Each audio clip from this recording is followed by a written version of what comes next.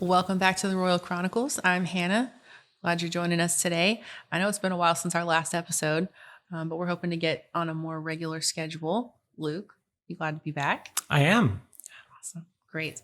Before we get into the episode, of course, as always, we want to thank you for listening. Thank you for sharing your time with us.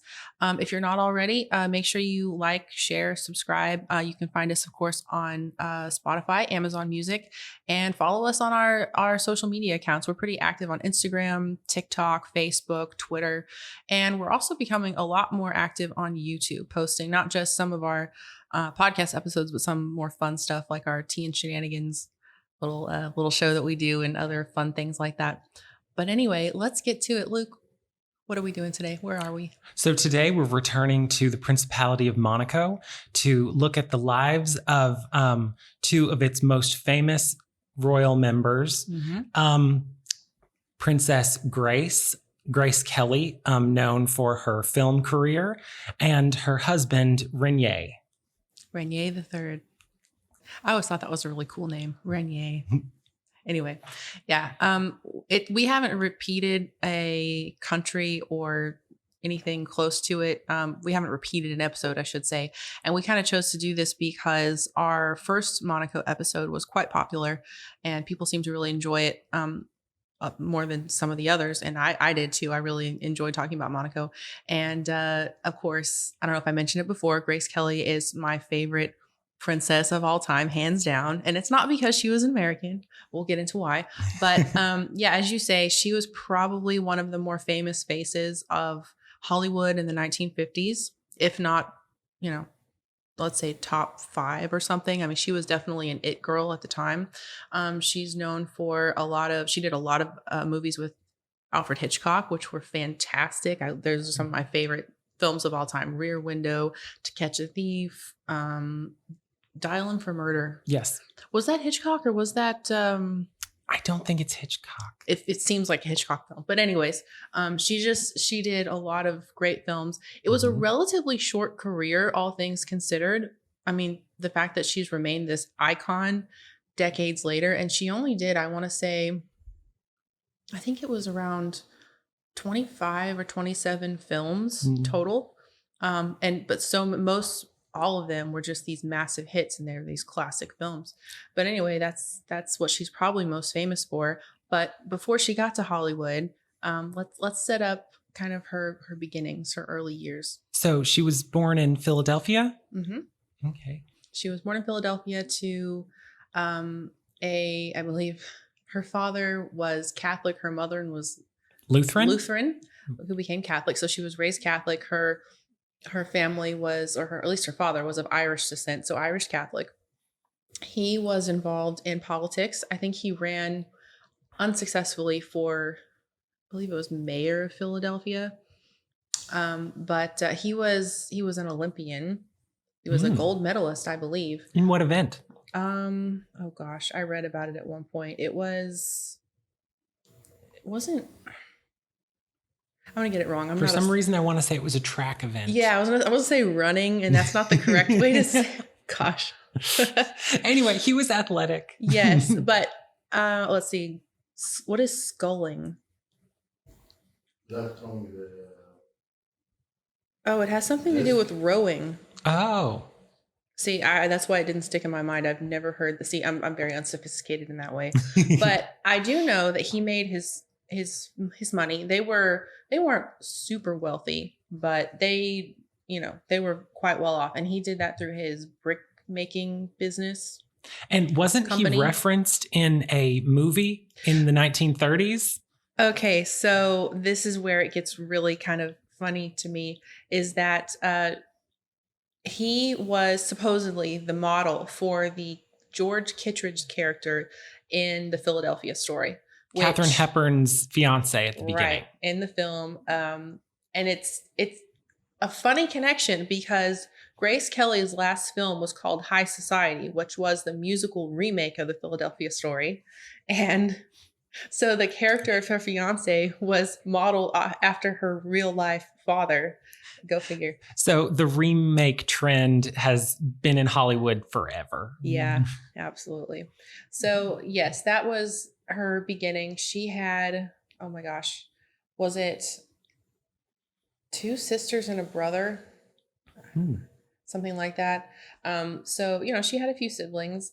She participated in um, I don't know, plays and that sort of thing growing up. I think in school maybe, but I read that she actually she didn't go to college because she had, and I relate to her on this. She had poor math scores.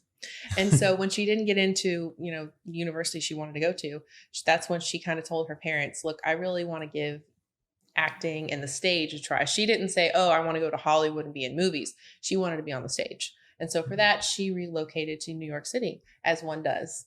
And she lived at this, I think it's still there. It's like an apartment for women only type of thing. Mhm. And I know she did some modeling.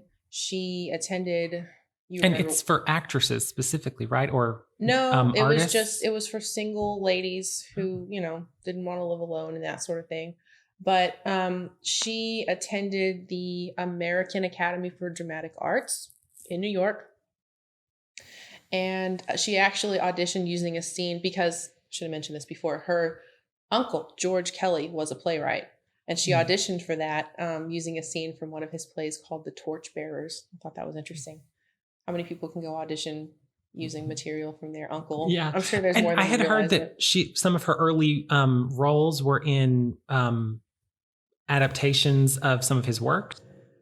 Yeah, you may be right about that. But in any event, she does spend some time on the stage in New York. And then, as we all know, or most of us know, she ends up out in Hollywood. And it's interesting because her career, as I said, was relatively short. And she was still in her 20s by the time she leaves to get married and goes to Monaco for her kind of fairy tale ending, so to speak. But she goes to Hollywood. She makes a lot of the more famous Hitchcock films, other things, but she has a lot of success. And to this day, I think is probably as I said, probably one of the more famous faces in Hollywood. But of course, it's mid-50s when she meets Prince Rainier. But before we get into that story, I think you want to talk a little bit about his background. Yeah, kind of his parallel life. Because I feel he doesn't get as much airtime as she does, which I love her, but he's an interesting duck also, if I can put it that way. So it's interesting. He was born at the Prince's Palace in Monaco, which we talked about in our first episode. It's ancient. It's been there for hundreds of years.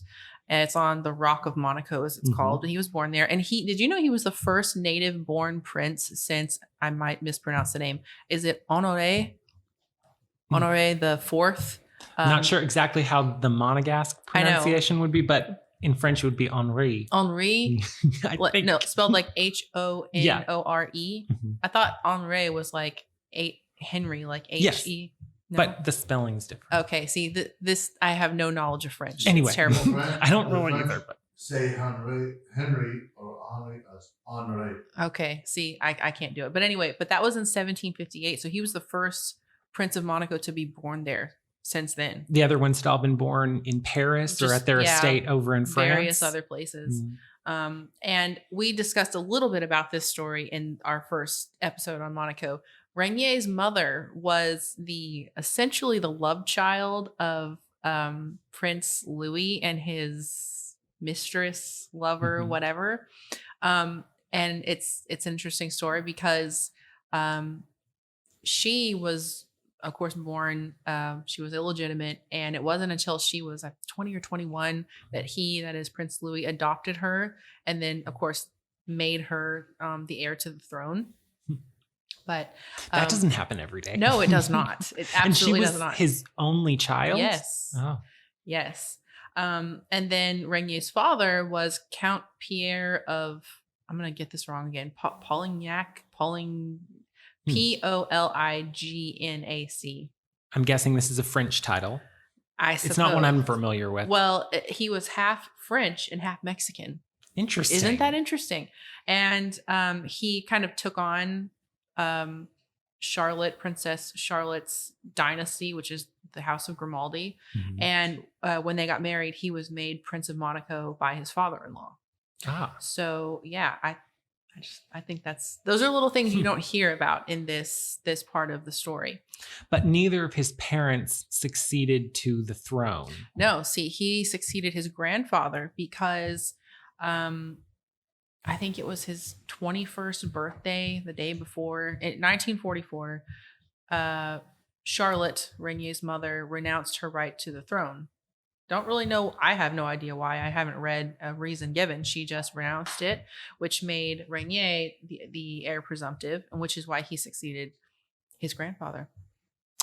And he succeeded to the throne in 49. 49. And in between there, he served in World War II. He joined the Free French Army. And then, he saw some action in the war and all that. And then, in 1949, when his grandfather passed away, he became the sovereign prince of Monaco. Very cool. And his mother was still alive and She was. living in France? She has an interesting little story because she later on kind of took up residence in the family's, I guess you'd call it like country house, sort of, north of Monaco in France. And she was another odd duck. She was a quirky person because she turned it into a place for like the rehabilitation of former criminal. And then this is a little detail I love. She had a boyfriend who was a former jewel thief. I find that hilarious because To Catch a Thief. Because with Grace Kelly, one of my favorite films ever, was in the Hitchcock film To Catch a Thief with Cary Grant, and Cary Grant was a former jewel thief And they living in that area, sort of. I just think, how weird is that? But that's her story. That's the film she was working on when she met Prince Regnier. Correct. It shows her driving the streets of the French Riviera. Well, the film was supposed to be in Cannes, which is close by. Well, side note, if you hear cute little baby noises, my little daughter's with us today. She's being very good. She's a podcaster in training. But anyways, back to the topic at hand. So yeah, that's when they met. It's kind of a cute story because they had set up this meeting kind of as a publicity thing. Grace Kelly's over there working, doing her thing. Stars of the film, of meet course, the prince, meeting royalty and all of that. And I'm trying to think the line of events or the chain of events. So it's set up. She's kind of like, I don't really know if I want to go. I don't really, whatever. And she's clapping for us. But the night before she's supposed to go have this meeting and this kind of photo op, I think it's something happens to the electricity in her hotel. So she's able to get up and she's going to wash her hair and do her hair, but the power goes out. So she can't blow dry it. And so she has like this wet head of hair and she's supposed to go meet the prince. And apparently she was supposed to have worn a hat. She didn't have a hat. So all these things, there was something else with her outfit that she couldn't wear the one she wanted or something like that. So she has to just kind of figure out how to make her hair not look like it. She just went for a swim and she finds this, or maybe her assistant finds like this like little flower headpiece thing to sort of take the place of a hat. Anyway, there's all these things that go on. She shows up. He doesn't meet her at the appointed time. He's late. She gets annoyed by this. So she's there for a while. And eventually she's just kind of like, let's just go. He's late, whatever, kind of annoyed. Well, he shows up and apparently, it's very nice, very charming. There's actually a photo of them at this meeting because it was supposed to be a photo op, but that was their first meeting. Huh. And from there, I think they corresponded for a while, back in the olden days, handwritten letters. And it progressed from there. Now, at this point in time, he became the Prince of Monaco at the ripe old age of 25 in 1949. And at this point, I believe they met in 1950, 54, 55. And so... he's still a young guy and they're kind of on the hunt for a bride. He and his advisors, whatever you call that. She's not so sure how she feels about that.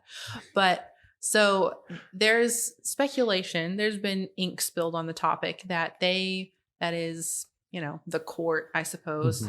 They considered several actresses, glamorous women. They were looking for a princess, quote Do we unquote. know anyone else who was on the list? Supposedly Marilyn Monroe. Really? And she was not interested. Now, who knows if that's true? But that's a name I remember. I'm sure there were others, but I think they lucked out with Grace Kelly personally. But at least if you're going for a stable personality to come out of Hollywood, yeah. And she was just always so regal and just lovely and all that. But anyway, she probably Marilyn Monroe was with Kennedy that day. Yeah, she was busy with JFK and RFK and all that. And no, anyways, so this is a little before. We're getting off the rails here. So that's how it began. She goes back to Hollywood. She's doing her thing. They are corresponding. And, eventually he comes over to the States. There's photos of him when he goes to her family's house, meets the family, does the whole thing. And the backside of this, or the behind the scenes of this, is that it does seem it's lovely, the romantic love story. And it's not that they didn't, it's not like it was a completely arranged business thing, but there were elements of that because you're dealing with, a prince, a throne, a fortune, people's careers, the potential for heirs, children, all of that all had to be taken. And it wasn't just a man looking for a wife. It was a prince looking for a princess, because as we know, that's a job, the more than just the way people, I think it's more than just like a Disney princess movie. Yeah. She's like, what are you talking about? So there were business-like elements to this situation. Part of it, and people have discussed this also, was that there was a dowry, which you pointed out to me recently. I don't think we have the proper understanding of what a dowry is supposed to be, what it's meant for. So traditionally, the term dowry refers to money that is given when the bride gets married, and it's supposed to be kept for her and stewarded for her when she becomes a widow, kind of so like that she trust. has money to fall back on. Yes. Yeah. Most people, they call it a bride price, and people make it seem as if, you're buying the woman or something. And that would be a different kind of transaction. Yeah, but that's not so those really... would be where generally those would happen in situations where you have a bride who's from a lower status family in the society, but whose family has money, marrying a higher status but poor husband. That tends to be how those transactions go. I don't know that he wasn't poor, but it was a difference in status. But anyway, there was some, I don't know what title you want to put on it, but there was money that exchanged hands. And supposedly Grace Kelly's father wasn't, he was well off. He had money. He wasn't wild about the idea, or he was unsure about it. So supposedly, I don't know if it was confirmed, some or all of the money came from Grace herself, because she had success in Hollywood. She had money of her own. And I guess just decided, if that's accurate, just to go with the flow. Again, baby noises. So she was investing in her future. Yes. And I think it was probably a good call on her part. And then another part of it was that, and people sometimes tell this story and they make it seem as if she was forced to go through all these things, and she chose to do it. She understood what she was doing. I don't think it was this forced situation. For example, she had a full medical exam to make sure that she was capable of having children, because as I say, that's a big part of this. I mean, he wants a wife, but he also needs heirs, and for that to happen, his wife has to be able to have children. So that was a whole part of it. There was the financial aspect, and then there was the making sure she was in good health. Dynastic aspect. The dynastic aspect.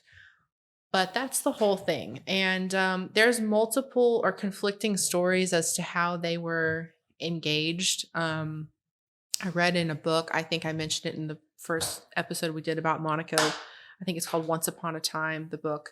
And I think that's the one where he recounts the story that supposedly how they were actually engaged. They were in New York, and I think just like out for the evening or something.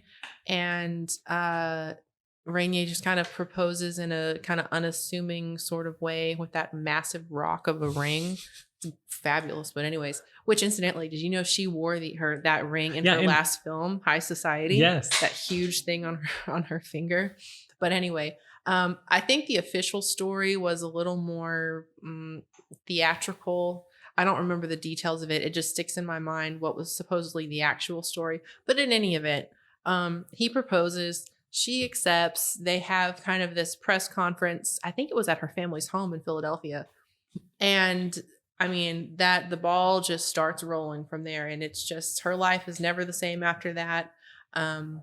She does all the planning for her wedding, all of that. Her beautiful, iconic wedding dress was made by Helen Rose, which was, in my view, the second greatest Hollywood costume designer of all time. Number one for me is Edith Head, but that's another topic. But in any event, they made her gorgeous wedding dress. It was a Hollywood production, so to speak.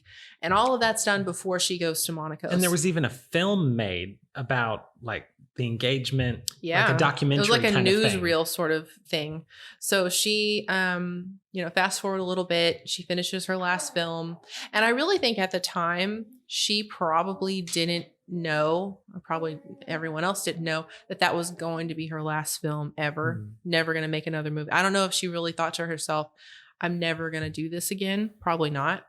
I don't know that was her intention, but in any event, we'll get to that later. So she goes to New York, says goodbye to all of her friends, boards an ocean liner, and takes off.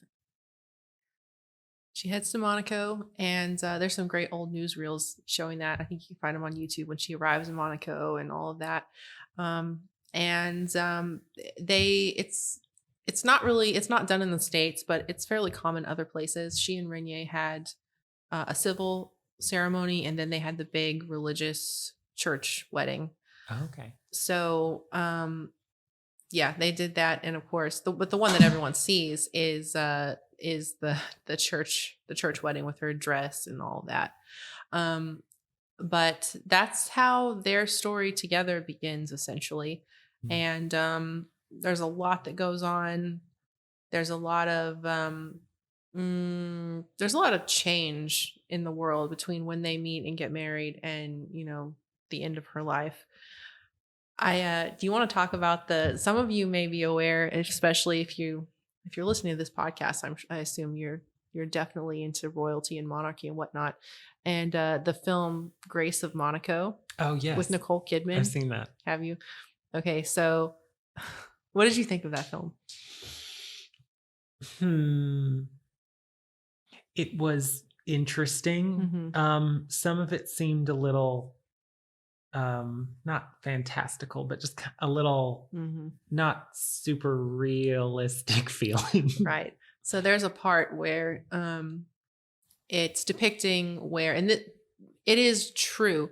Alfred Hitchcock did, and this is several years later, because at this point he offered her a role, right? Yeah. She's had 2 of her 3 children at this point, and Caroline and Albert, who is now the Prince of Monaco. But in any event, Hitchcock comes over and offers her the role of Marnie, which was turned out to be made with Tippi Hedren and Sean Connery, famously. Before James Bond?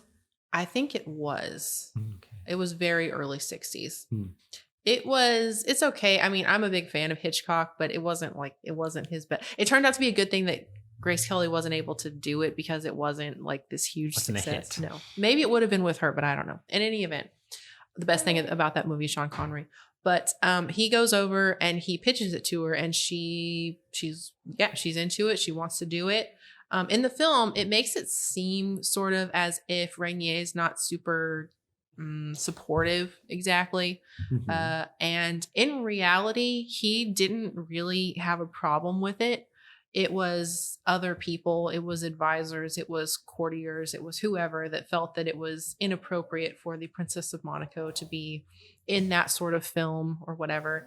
And so, through a series of events, she ends up having to withdraw, and she doesn't make and as I say, I think that sort of points to, she really thought she was going to continue to returning make to films her work at some point, and it just never happened because people felt, like I say, advisors and whatever, that it wasn't a good idea. It's at one point, I forget for how long, her films were actually banned in Monaco. They weren't odd. shown. Yeah, I guess because Rainier felt weird. People could, well, I don't know. It's not like they were inappropriate films or something, but in any case, you couldn't watch them for a long time there.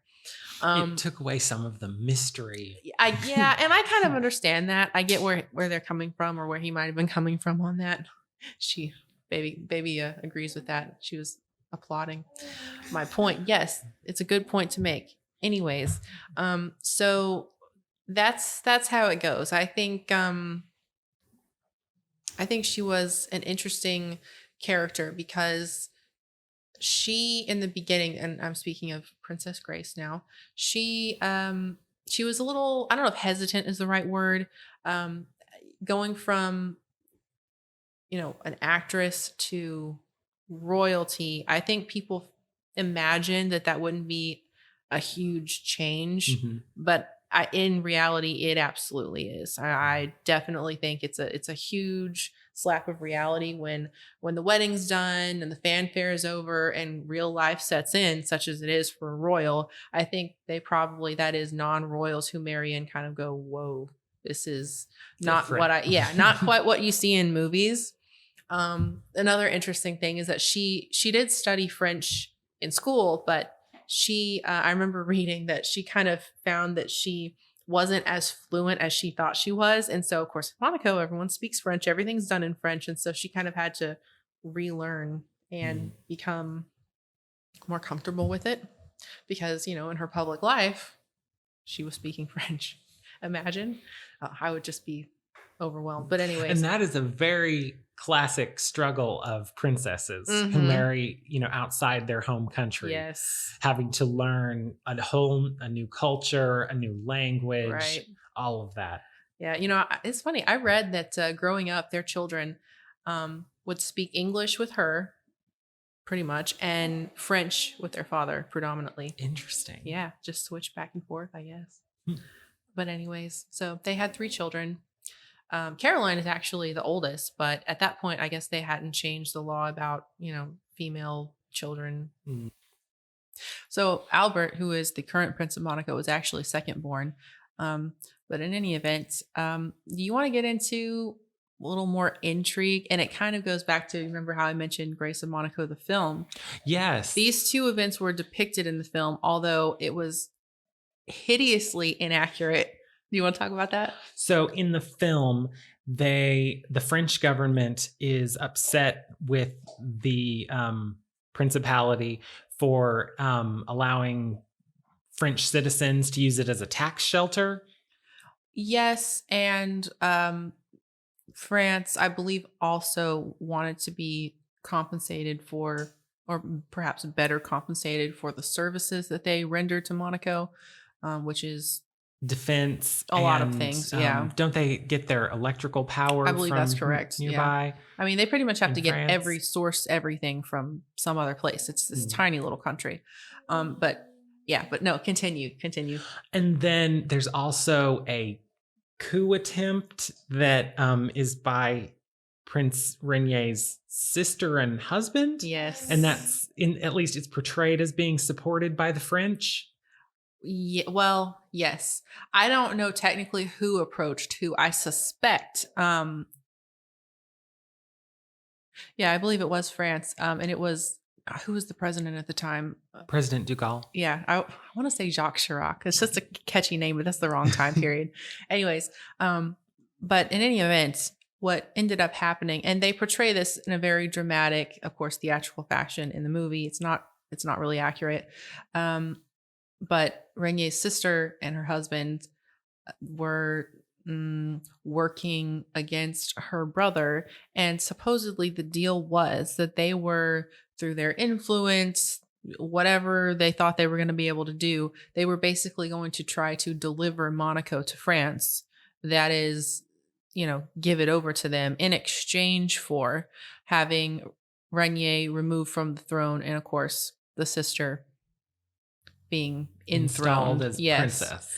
So they portray it in the film as if, Grace Kelly or Princess Grace gets all involved in it and like ferrets it out. Her what is it, lady in waiting or something is like a spy for her. There's and no evidence of that to my knowledge. That's all fictional and made up. It makes for kind of a fun part in that movie, but that's not how it happened. It's not real. But there was that did go on between Renier and his sister, who was subsequently banished, I believe, for lack of a better term, she and her husband. But yeah, that really did happen. But I don't know, as I say, I don't know that even with the contentions that went on with the Monegasque government in France, I don't know that, like, at the end of the movie, they show that Red Cross gala event thing. Yes. And, Nicole Kidman as Grace Kelly gets up there and makes this impassioned speech and all of this. That didn't happen. I mean, the way they portray it, it just didn't. But as I say, it's still kind of it's a cute movie, but some of those events did take place, which is interesting. You don't hear much about the attempted coup in Monaco. Yeah. A palace coup. Yeah. But anyway, and that kind of, I guess, brings us to, there's a lot more that went on between then and the end of Grace Kelly's life. She, towards the end, actually, I don't want to call it a return to the arts, but she at one point did several performances where she did like live readings of poetry and things like that with other famous people. It was all for charity, of course, but she did it in several places in Europe and the States and whatever. That was kind of what turned out to be her last involvement with the arts. Although to this day, there's still, I believe it's called the Grace Kelly Foundation, and they award the Grace Kelly Awards? It's grants for artists and things like that. So beyond the grave, she is supporting the artistic community. But in any event, you know what? I forgot. We could talk very briefly about the famous little encounter between her Princess and Princess Diana, who was another, well, she wasn't exactly a commoner, as people make her out to be, Princess Diana, but she was kind of new to the job, I believe. I don't remember what the event was, but Princess Grace was there also, and supposedly this was in London. I believe it was in London. It was early on. I think it was the first event that Princess Diana attended after she and Charles were married. I think that's correct. It's that, or it was her first official event after they were engaged. It's something like that. But in any case, she's there and she's very nervous and whatever. And at this point, Grace Kelly, or Princess Grace, is an old hand at this sort of thing. She's been a princess for a while and she knows the ropes and the rules and everything. And so she, according to people, said, she was very helpful to Princess Diana and encouraging and kind of, you can see when they're posing in the photos, she's just kind of like a calming, steady hand, and it's kind of, it's sweet, but also sad at the same time, because later on, Princess Diana, I believe, was the only member of the British royal family who attended her funeral in Monaco after she died. But in any case, that leads us, I guess, to, unfortunately, this has to end sadly, because I think, as most people know, Grace Kelly in 1982 very tragically died as a result of, I believe it was understood that she had some kind of seizure or sad baby noises. I think it was a seizure or some kind of episode that caused her to crash the car that she was driving on those famously twisting, winding roads in Monaco, or at least north of Monaco in France. They were coming from she and her youngest daughter, Stephanie, were coming from their kind of family country home. And she didn't die immediately. She died in the hospital a day or two later, I think. And it's also kind of sad because that whole situation, she was traveling with her youngest daughter, Stephanie, who also was terribly injured. She lived, thank goodness. But she was so injured that Stephanie wasn't even able to attend her mother's funeral. She was still in the hospital. So it's just a very unfortunate, tragic end to the life of someone who, in my view, was an iconic actress, and she turned out to be a very good exemplary princess, in my opinion. Nobody's perfect, of course, but that just seems to be the consensus. She was a lovely person. You can't really find, I think my understanding is you go to Monaco, you can't find someone to say an unkind or negative word about her. Practically everything is named after her. I mean, that just says a lot about a person, Yes. you know? So, And just for perspective, probably the best American royal marriage in history. I would say so, that I'm aware of. Yeah, that successful, no divorce, no supposedly no hanky panky or anything like that. But yeah, very successful. And yeah, her son is now currently the Prince of Monaco, and you know, doing well. Carrying on the legacy. Yeah, which is great. It's so funny when I've seen interviews with him, and he's lived his whole life over there, but when he speaks English, he sounds like he's from here, like he's from, Philadelphia or something. It's really funny because then when he speaks French, it's perfect, of course. I don't know what he considers to be his native. Maybe they're both native. I don't know, but that's funny. A European royal, and he's got perfect American English. But anyways, that's probably not as uncommon as I think it is. But anyways, it's funny to hear. It is. It is. So yeah, that's pretty much the story of Grace Kelly, Princess Grace of Monaco. As I said, probably my favorite princess, certainly favorite American princess. Yes. And a very different outcome, very different story from the first American princess of Monaco, which we talked about in our first episode on Monaco. If you haven't listened to that, go back and listen to it. It's interesting. It's far more less known information, less known history of Monaco. But an interesting time period. Oh, for sure. My goodness. Yes. But anyways, you have anything to add? I think we pretty much said it all. Yeah, that sums it up for today. I was really looking forward to this. I love talking about Grace Kelly and her, interesting life. Very unique individual. But I think going forward, our next episode probably, I would say 90% chance is going to be something to do with Belgium. Yes. As we had a listener request for that. So we're working on it. I'll be honest, I don't have a lot of background knowledge on Belgian royals or their history, but I'm excited to learn about it because it's very interesting. You're definitely going to be leading that. Some interesting characters that seem like you might like them, and then it has some incredibly dark passages with people who were just the worst people. So it's interesting. So typical royal history, basically. Yes, but condensed because their royal family hasn't been around for hundreds of years. Mm-hmm. So it's not terribly confusing. Okay, well, with that being said, thanks again for listening. We really appreciate you're taking time out of your life to listen to us just chatter about this stuff. And we hope you enjoyed this episode. We hope you learned something you didn't know about Princess Grace or Monaco or whatever. And as I say, always make sure you like, subscribe, follow. We definitely keep it updated on Instagram, Facebook, TikTok for episodes that are coming next. We also update and YouTube also. We update on our newest Tea and Shenanigans show, which if you haven't checked that out yet, if you enjoy modern royal gossip, that is the place for it. As a matter of fact, we should have a new episode of that coming out soon. But anyway, thanks again. Hopefully you'll be here again with us next time, Luke. Yeah. And if you have any questions or any recommendations for future episodes, just leave us your message on any of our social medias, and we would love to get back with you on those. As I say, we don't bite. We welcome suggestions, anything at all. But okay, until next time, thanks for listening. That's all for today. Bye.